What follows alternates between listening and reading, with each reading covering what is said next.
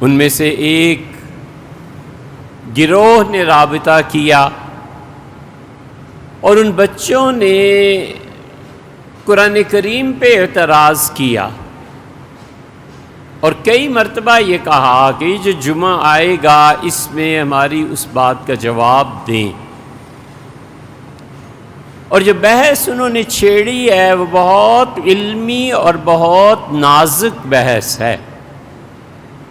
ہم اس کا جواب عرض کرتے ہیں، لیکن بہت ذہانت اور بہت غور سے سننے کی ضرورت ہے، وگرنہ یہ ایسی چیزیں ہیں جہاں پہنچ کے آدمی کفر کی طرف بھی چل پڑتا ہے کہ شبہ سمجھ میں آ گیا، اعتراض سمجھ میں آ گیا، جواب سمجھ میں نہیں آیا تو ساری زندگی کے لیے وہ پھانس دل میں اٹک جاتی ہے کہ اعتراض تو ٹھیک ہے۔ اس لیے اللہ کا شکر ہے یہاں آپ حضرات بڑی قربانی، محنت، وقت نکال کے آتے ہیں، بڑی محبت سے ہمیں آپ سے محبت ملتی ہے،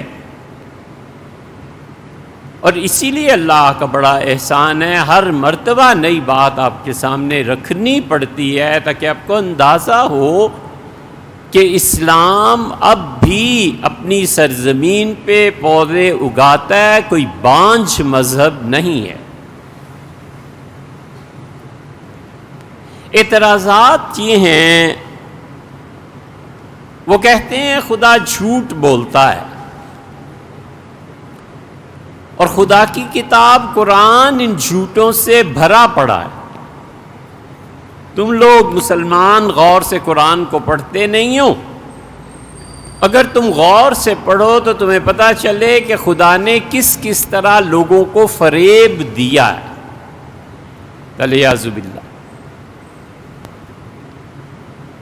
اس اصول کی جو ملحد ہمارے بچوں سے سوال کرتے ہیں، ہم تھوڑی سی تشریح کر دیتے ہیں، اور تشریح کی بات یہ ہے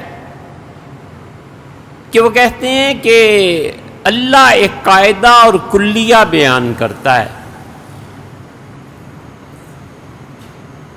اور 28ویں پارے کی بالکل پہلی آیات میں رکوع میں آتا ہے، حضرت عبادہ ابن صامت رضی اللہ عنہ جو بدر سے بھی پہلے جنہوں نے بیعت کی تھی اور بلایا تھا حضور صلی اللہ علیہ وسلم کے، یہ اتنے جلیل القدر صحابی رضی اللہ عنہ ہیں، اور وہ کہتے تھے کہ لوگوں بدر کو تم روتے پھرتے ہو، ہم تو سمجھتے ہیں کہ بیعت عقبہ اصل تھی، ہم نے پورے عربوں کی مخالفت لے کے دشمنیوں کو پالا اور حضور صلی اللہ علیہ وسلم کو بلایا، ہم اس سے بھی اعلیٰ ہیں۔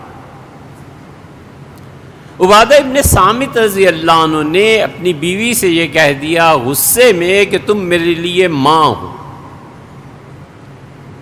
اور خولہ آئیں اور دروازے پہ کھڑے ہو کے رونے لگی ہیں۔ ام المومنین عائشہ رضی اللہ عنہ کہتی ہیں میں حضور صلی اللہ علیہ وسلم کے سر میں مساج کر رہی تھی، تیل لگا رہی تھی، اور آپ میرے ہی زانو پہ لیٹے ہوئے تھے۔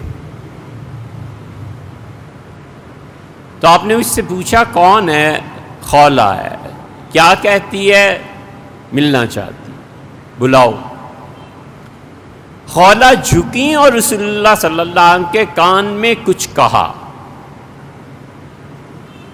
اور پھر آپ نے اس کے کان میں کچھ کہا، اسے کان قریب کر لیا، اور اس کے بعد وہ رونے لگی۔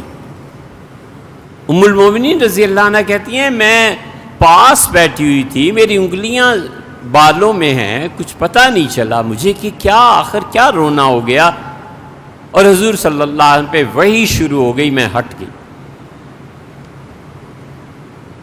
اور اس نے کہا کہ ویسے تو عام چیزوں پہ بھی وحی آتی ہے، اور آج خولہ حاضر ہوئی ہے اور آپ کہتے ہیں کہ خدا کی کتاب میں تمہارے لیے کوئی حکم نہیں، ایک میں ہی بد نصیب رہ گئی ہوں کہ میرا مسئلہ حل نہ ہو۔ وحی سے کی حالت سے باہر آنے پہ آپ نے کہا خولہ کو بشارت ہو، مبارک ہو، اللہ نے وحی نازل کر۔ اللہ نے کہا کہ دیکھو کسی کو ماں کہنے سے وہ ماں بن نہیں جاتی، ان امہاتم الا اللہ ولدنہم، ماں ہمیشہ وہ ہوتی ہے جو جنم دیتی ہے، قاعدہ مقرر کر دیا۔ ملحد اور دین کا مخالف کہتا ہے خدا نے قاعدہ مقرر کر دیا کہ جس کا بچہ وہ اس کی ماں، اور امویت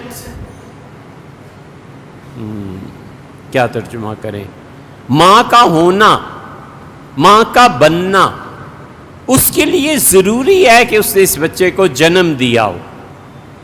جنم نہیں دیتی تو چاہے خالہ ہی کیوں نہ ہو، ماں نہیں ہے۔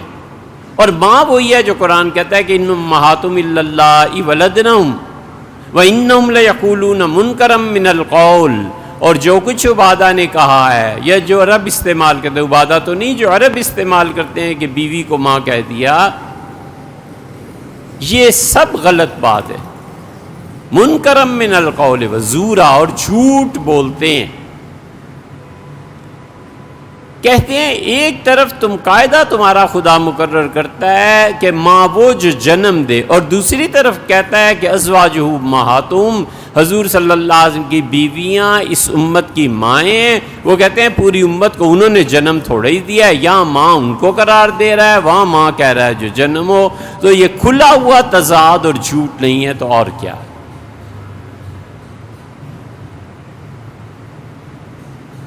امید ہے وضاحت سمجھ میں آ گئی ہو۔